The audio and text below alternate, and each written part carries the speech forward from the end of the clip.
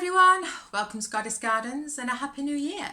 I don't know if anybody's made any resolutions. I've made one, which I might tell you a bit more about in the next video if anything happens. But I will say that for a lot of single people, this is one of the busiest times of the year on dating sites. And that's because a lot of people make the resolution of that this year they will find the one. So as you can imagine, the last couple of days have been really busy on dating sites and apps.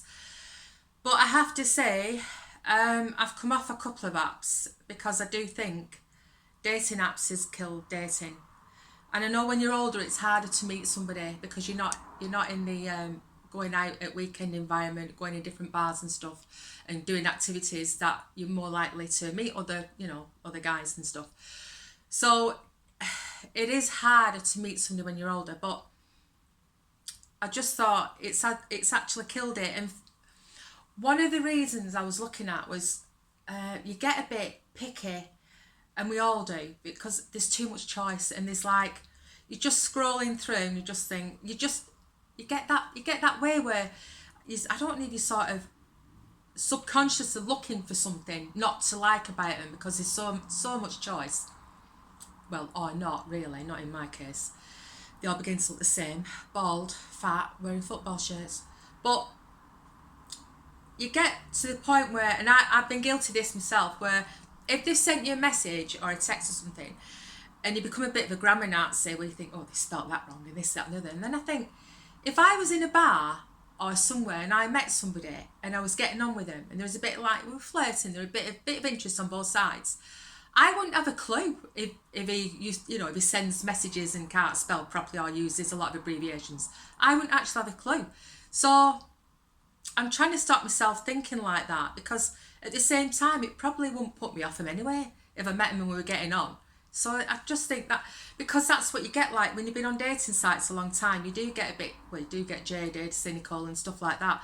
But you do look for stupid things like that, and you let those sort of things put you off, which is ridiculous, really. So I'm trying to be a bit better about stuff like that, but I still have standards that I won't drop. Like, it is what it is, and I'm not gonna go lower just for the sake of finding somebody. But dating apps has absolutely killed romance, dating, anything like that, which is one of the reasons First Dates program is so popular, because it is actual people who meet on a real first date, blind date, and it's natural chemistry if there is any.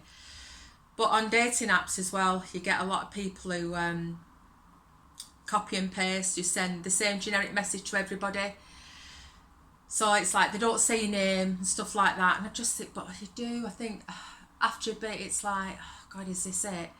And it's hard, and it's hard no matter what age you are, but obviously when you're older. And another problem with older dating is mine falls into like two camps.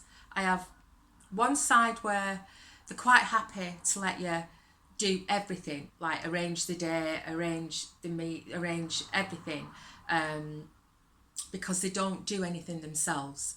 And they might have come out of a relationship or a marriage where they took a back seat. And that's when they'll probably say something like, oh, I like strong, independent women. I think, do you? Do you really? And I went on a date once with this guy who said the same, and I'm going back a while now, but he sticks in my mind for various reasons. And we met at the Keys, and he said he liked strong, independent women. And one of the first things he told me on this date was he was one of Cliff Richard's biggest fans. I'm thinking, right, I'm not sure we're on the right dating site here, but we'll see how it goes. And then he started showing me, I think his mum was some sort of medium or clairvoyant. She'd died. And he started showing me pictures and videos of her on this chat show that used to be on in the 70s, 80s. I think it was Russell Harty. And he was showing me like footage of her on these chat shows.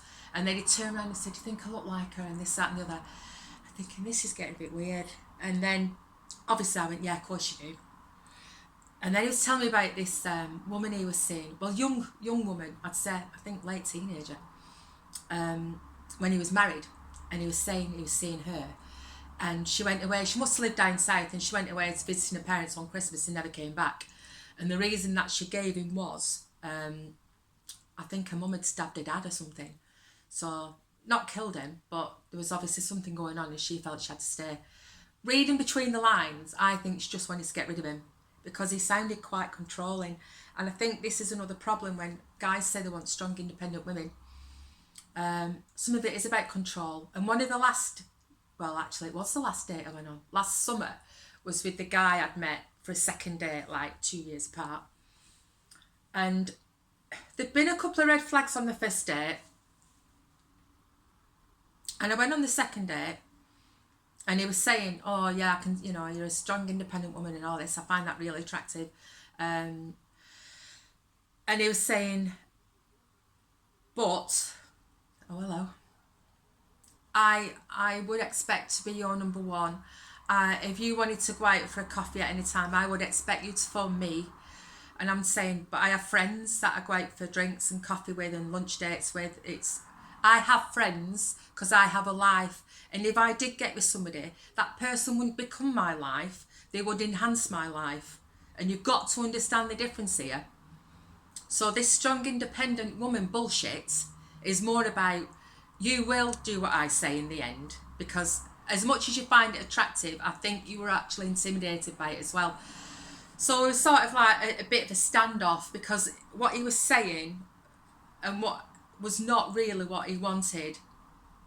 So, and I find this a lot with guys, that they find it attractive, but it's not really what they want because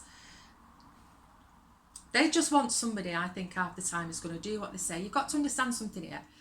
I'm in a position where I'm older dating, and older daters my age don't have female friends because they don't. Women are just good for one thing. They don't have female friends. A lot of them are misogynists.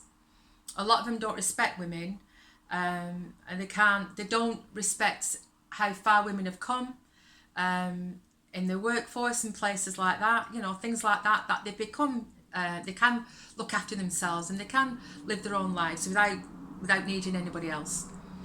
They don't respect it.